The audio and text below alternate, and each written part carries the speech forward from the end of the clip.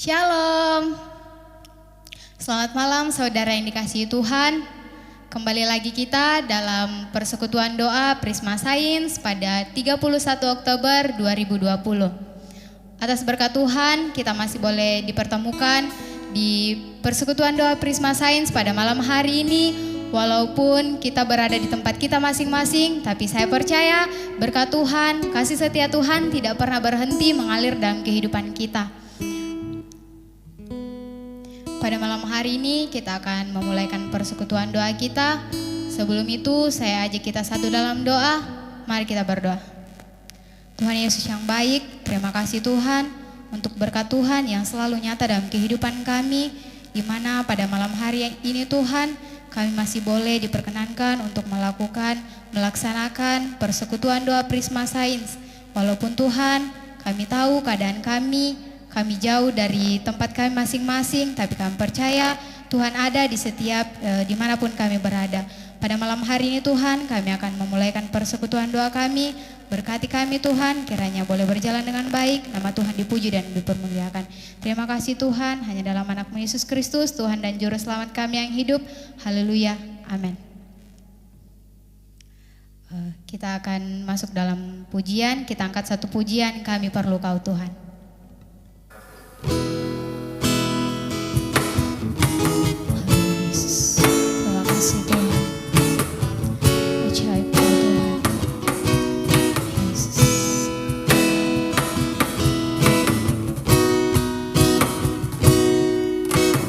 Kemanakah kami mencari kasih sejati?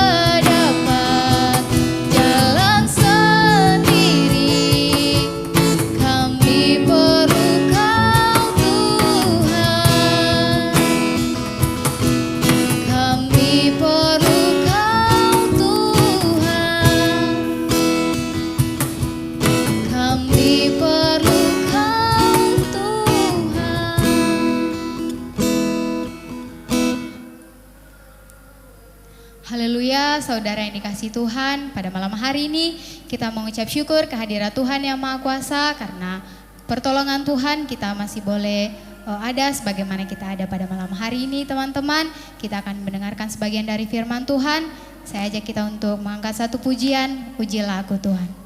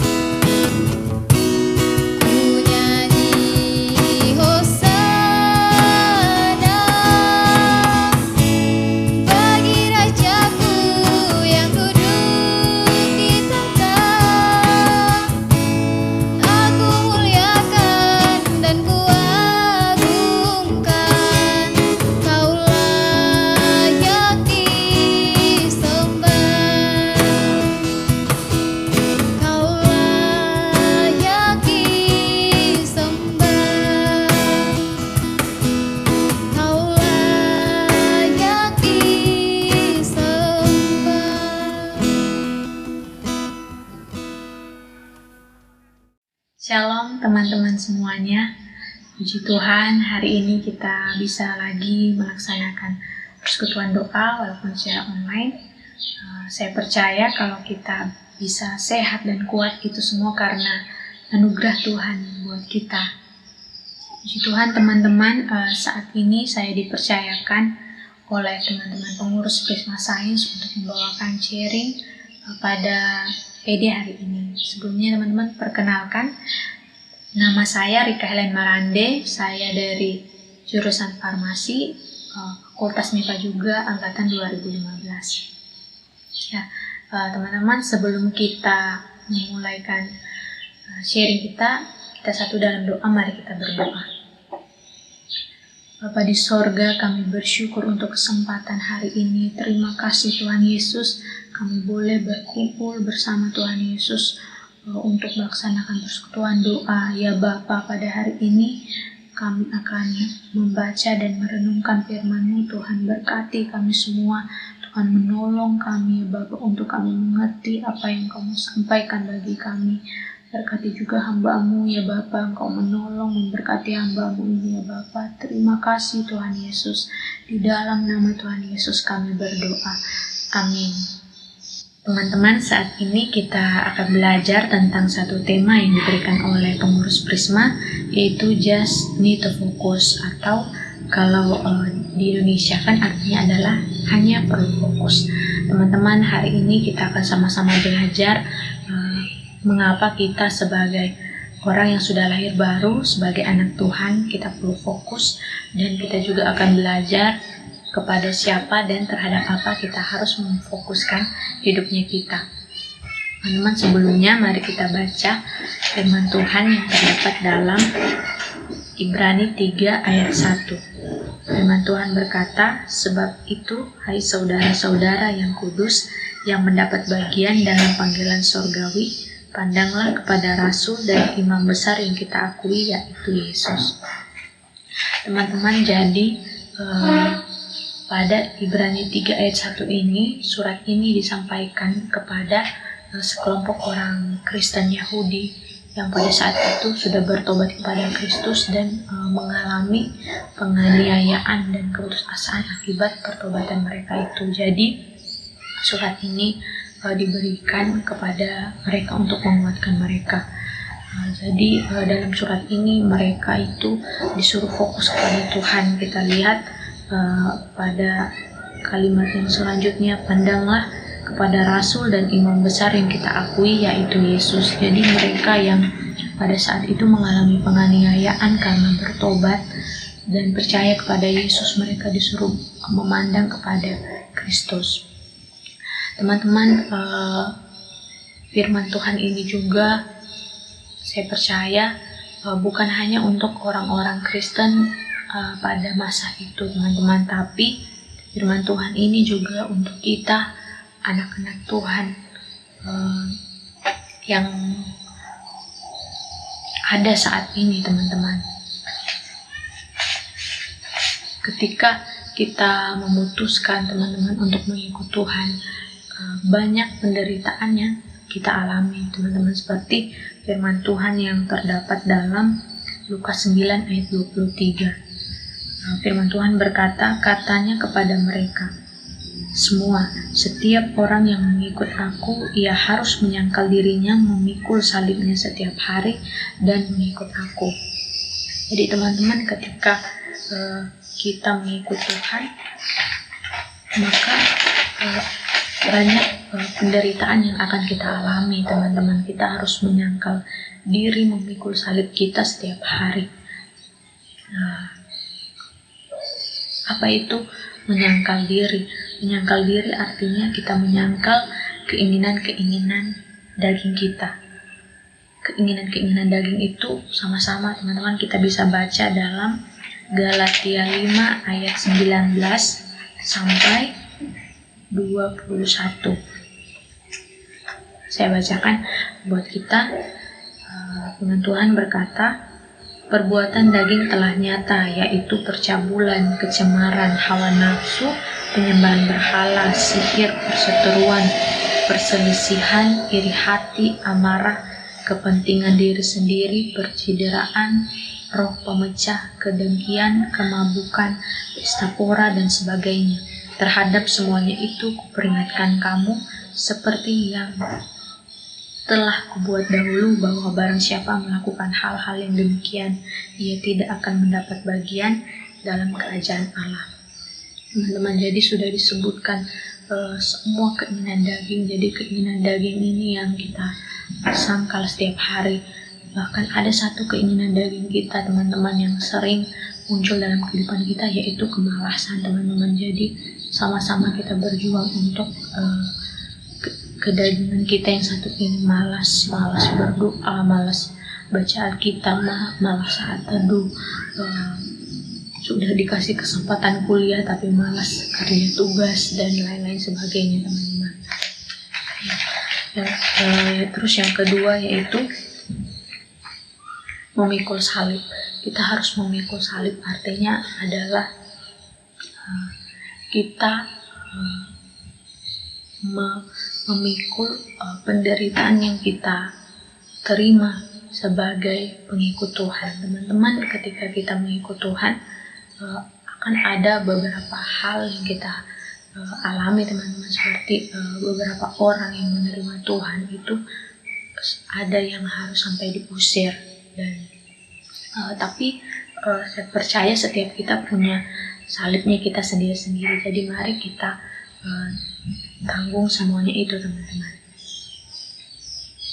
Ya, teman-teman, saya mau berbagi salah satu contoh tokoh di Alkitab, teman-teman, yang mengalami perubahan hidup ketika mengalami perjumpaan dengan Tuhan. Dia adalah Rasul Paulus, ya teman-teman. Jadi kehidupannya sebelum mengenal Tuhan itu dia sangat jahat sekali. Dia membunuh orang-orang percaya. Tapi ketika dia sudah mengenal Tuhan, dia malah memberitakan tentang Yesus, memberitakan tentang kerajaan Allah, menginjil, teman-teman. Bahkan karena mengikut Tuhan, dia harus dipenjara. Teman-teman, kisah dari Paulus ini yang kita bisa teladani, teman-teman, adalah dalam penjara pun ia mampu menguatkan orang lain. Teman-teman, dalam masalahnya sendiri dia masih mampu menghibur orang lain. Teman-teman, kita bayangkan kalau kita lagi dalam masalah, misalnya masalah perkuliahan, masalah yang ada di rumah, masalah pelayanan, itu bertumpuk jadi satu. Pasti pikirannya kita, fokusnya kita itu ke dirinya kita sendiri. Bahkan mungkin kita sampai mengasihani diri kita sendiri. Tapi kalau kita lihat Paulus, teman-teman, dia dalam penjara, seharusnya dia mungkin menangisi keadaannya, tapi yang dia lakukan tidak seperti itu, teman-teman. Dia malah menulis surat dan menguatkan orang-orang percaya lain, ya teman-teman. Itu bisa kita baca dalam Filipi 1 ayat 12 sampai 26. Nanti teman-teman bisa baca di rumah masing-masing. Teman-teman, pertanyaannya adalah kenapa Paulus bisa seperti itu, teman-teman? Dalam keadaannya yang susah, dia masih memikirkan orang lain, bahkan masih bisa memberkati orang lain lewat surat-suratnya. Ini jawabannya, teman-teman. Terdapat pada ayat yang ke-14. Dan berlari-lari kepada tujuan untuk memperoleh hadiah, yaitu panggilan surgawi dari Allah dalam Kristus Yesus. Jadi yang Paulus lakukan adalah Paulus berlari untuk sampai kepada tujuannya. Paulus berlari untuk mendapatkan hadiah. Jadi teman-teman, ketika kita sudah diselamatkan, kita harus mengejar panggilan kita itu. Apa panggilan kita itu? Yaitu panggilan untuk kehidupan kekal, teman-teman. Jadi Paulus tidak hanya berlari untuk kehidupan kekal, teman-teman, kehidupan di sorga, tapi Paulus juga berlari untuk mendapatkan hadiah. Jadi teman-teman, di surga nanti kita akan mendapatkan hadiah. Jadi biarlah itu membuat kita bergairah untuk kita sampai ke dalam kerajaan surga, teman-teman. Teman-teman, jadi Paulus dalam mau mencapai tujuannya, Paulus tidak santai-santai, teman-teman. Paulus tidak jalan santai, tapi Paulus berlari, teman-teman. Jadi bagaimana supaya kita dapat berlari kencang untuk sampai kepada tujuan kita? Itu ada di ayat 13. Tetapi yang kulakukan, aku melupakan apa yang di belakangku dan mengarahkan diri kepada apa yang di depanku. Jadi teman-teman, supaya kita bisa berlari kencang, teman-teman, kita melupakan apa yang di belakang kita. Apa yang ada di belakang kita? Yang ada di belakang kita itu adalah kehidupan lama kita, manusia lama kita. Jadi kita melupakan semua manusia lama kita, kita meninggalkan semua manusia lama kita. Kedagingan kita yang seperti sudah saya sampaikan di awal tadi, yang terdapat dalam Galatia 5 ayat 19 sampai 21 tadi, kita meninggalkan semuanya. Teman-teman, kalau kita lihat dunia ini berubah dengan begitu cepat, teman-teman. Teknologi semakin canggih. Kalau dunia saja berubah, teman-teman, kita juga harus berubah. Doa kita jangan begitu-begitu saja. Kehidupan rohani kita jangan begitu-begitu saja, tapi kita harus mengejarnya, teman-teman. Seperti itu. Ya, jadi teman-teman, inilah kenapa kita harus fokus pada tujuan kita. Teman-teman, seperti contohnya ya, teman-teman, seperti seorang pelari, teman-teman.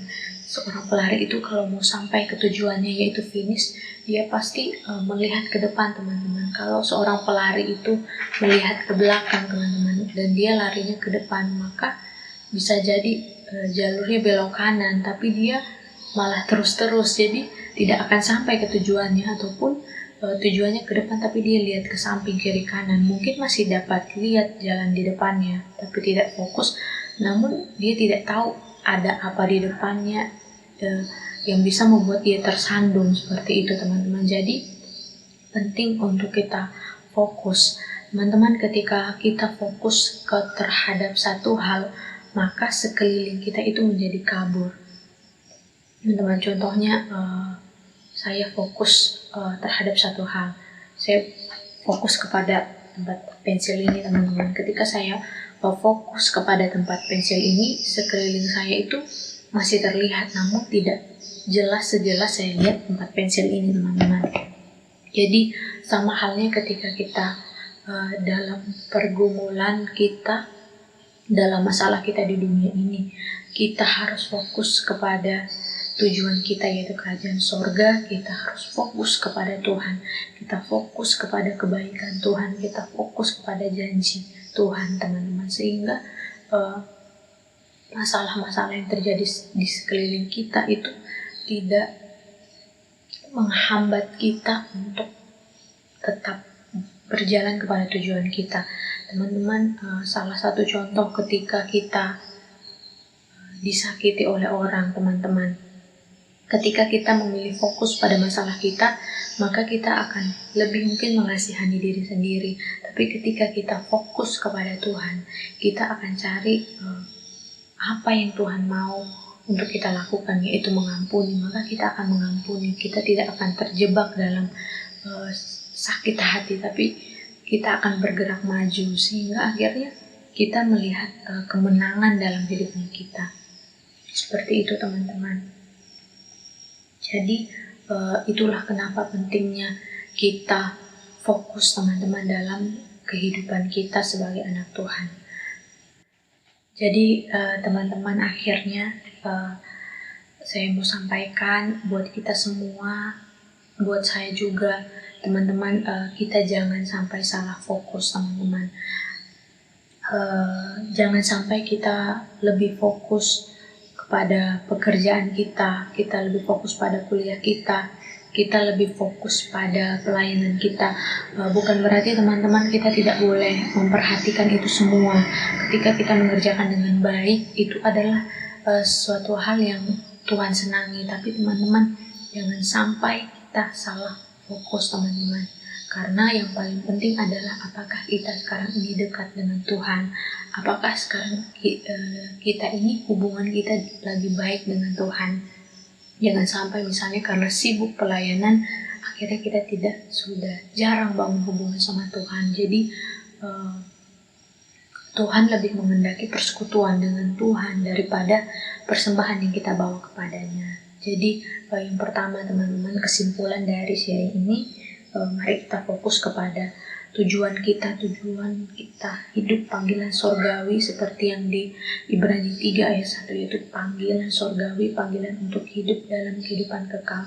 Kita juga fokus pada firman Tuhan, fokus pada janji-janji Tuhan, fokus pada Tuhan, dan fokus kepada kebaikan Tuhan, supaya akhirnya kita sampai kepada tujuan kita, teman-teman.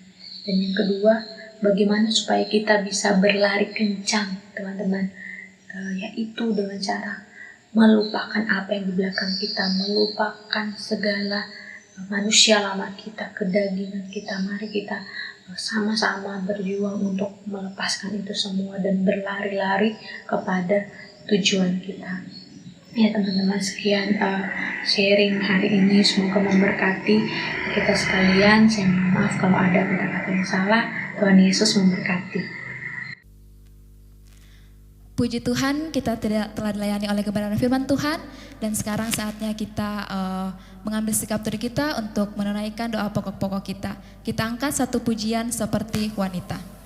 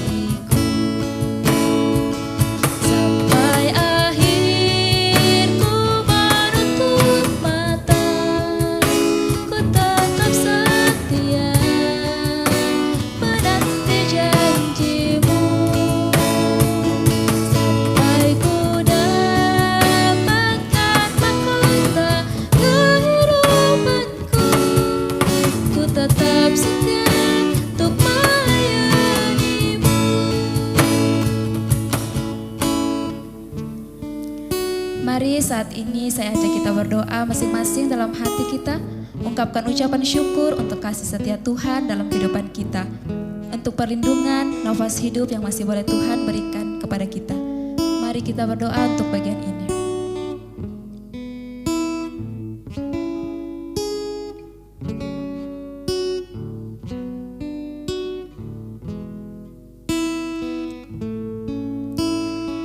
Mari mengucap syukur dan doa juga untuk orang tua kita, saudara, sahabat, teman-teman yang masih boleh Tuhan tempatkan di sisi kita untuk selalu mendukung kita. Mari kita berdoa untuk bagian ini.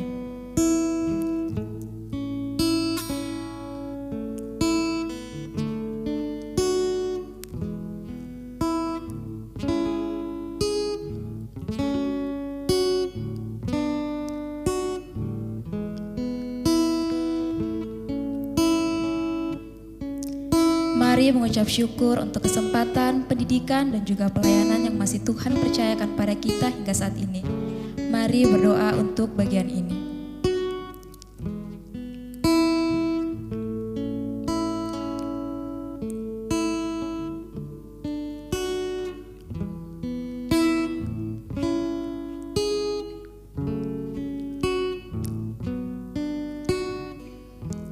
Mari saat ini kita berdoa bagi bangsa dan negara kita Indonesia dalam segala problem yang ada, kiranya tangan Tuhan yang bekerja dan terjadi pemulihan bagi bangsa dan negara ini. Mari kita berdoa untuk bagian ini.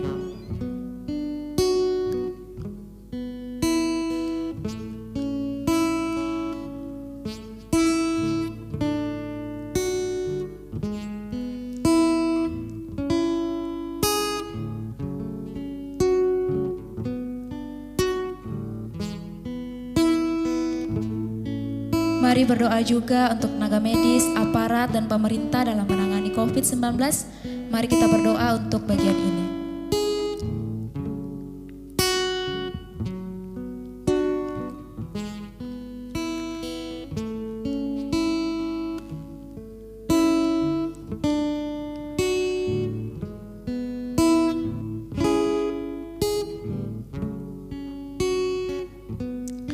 Mari berdoa bagi Kota Palu, Universitas Tadulako, rektor, dekan, dosen-dosen, dan jajarannya.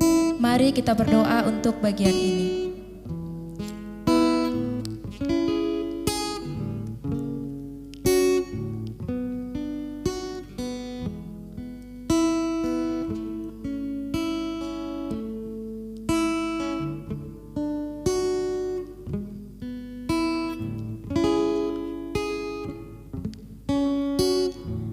Mari berdoa untuk pembina serta alumni Prisma Science, kiranya diberikan kesehatan tubuh serta Tuhan memberkati pekerjaan dan pelayanannya dimanapun mereka berada.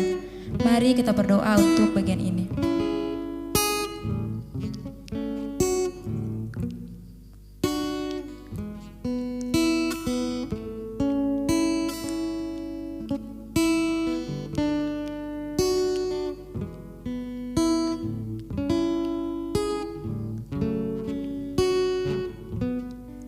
Mari berdoa bagi pelayanan dan komitmen pengurus Prisma Science di tengah pandemi COVID-19 saat ini. Mari kita berdoa untuk bagian ini.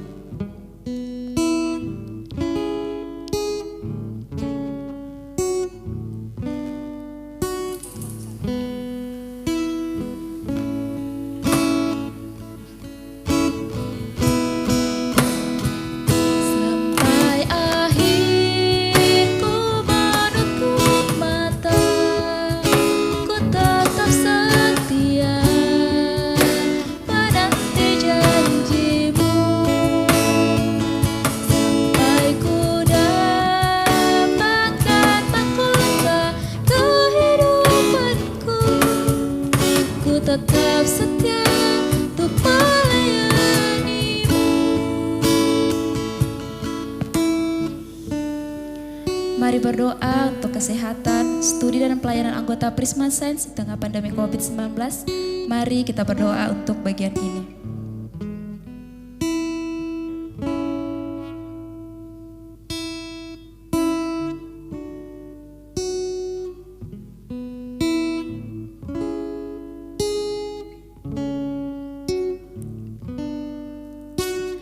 Mari berdoa untuk anggota Prisma Science dalam penyelesaian tugas akhir. Mari kita berdoa untuk bagian ini.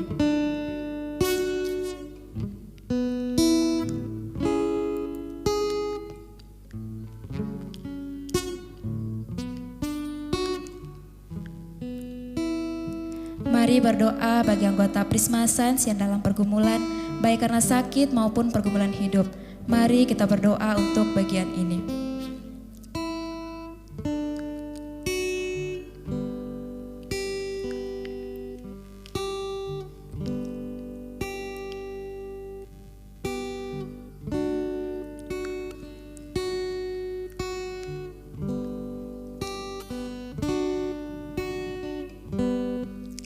Mari berdoa bagi anggota Prisma Science yang bersyukur untuk penambahan usia dan juga bersyukur telah menyelesaikan studi di FMIPA Unpad.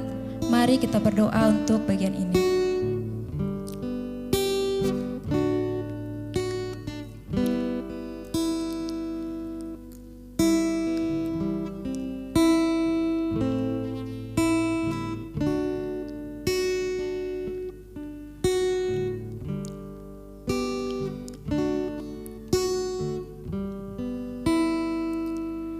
Mari pertumbuhkan KTB di PMK Prisma Science, kiranya PKK agar tetap terus berkomitmen menjalankan pemuritan dan AKK tetap setia dan bertumbuh dalam Tuhan.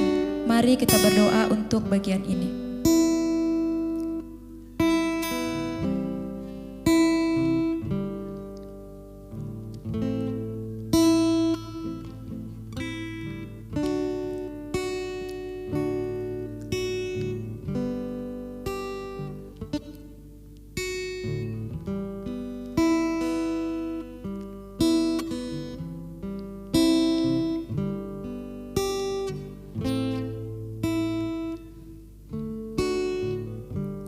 Mari berdoa untuk panitia Natal Prisma Science yang sudah dibentuk. Kiranya Tuhan memberkati pelayanan yang dikerjakan. Mari kita berdoa untuk bagian ini.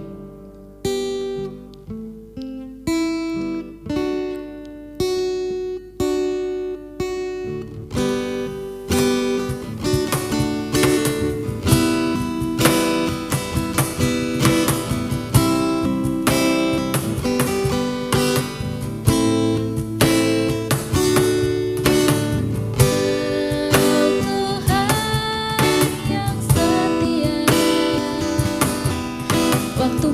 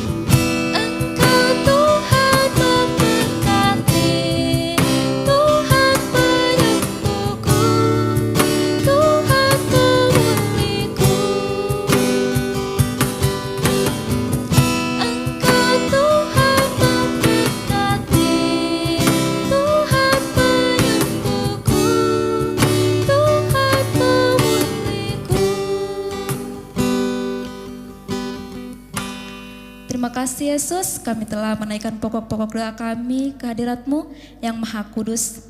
Kami yakin dan percaya Engkau ada di setiap hati kami mendengarkan apa yang menjadi kerinduan kami. Kiranya semua terjadi hanya sesuai dan seturut dengan kehendak-Mu. Terima kasih Yesus, kami telah selesai melaksanakan rangkaian ibadah. Kiranya Engkau memberkati ibadah kami ini ya Tuhan. Kiranya firman-Mu telah disampaikan dapat menjadi kekuatan bagi kami dalam melayani kehidupan. Walaupun saat ini di tengah pandemi COVID-19 yang memaksa kami harus melaksanakan ibadah di rumah kami masing-masing, tapi kami yakin dan percaya itu tidak menghalangi kami untuk datang memuji dan memuliakan nama-Mu. Kiranya berkat-Mu selalu menyertai langkah kehidupan kami ya Tuhan, sehingga kami menjadi berkat bagi sesama kami dimanapun kami boleh berada. Ampuni salah dan dosa yang sudah kami lakukan melawan kehendak-Mu, dalam nama Tuhan Yesus kami berdoa. Amin. Puji Tuhan, kita telah selesai melaksanakan ibadah persekutuan doa Prisma Sains pada saat ini. Terima kasih sudah meluangkan waktu untuk sama-sama beribadah dan berdoa. Kiranya Tuhan melindungi dan memberkati kita semua. Untuk anggota Prisma Sains yang ingin menyampaikan pokok-pokok doanya dan juga saran untuk Prisma Sains, boleh klik di deskripsi di bawah ini. Sampai ketemu di ibadah persekutuan doa selanjutnya. Stay safe, stay healthy, and God bless.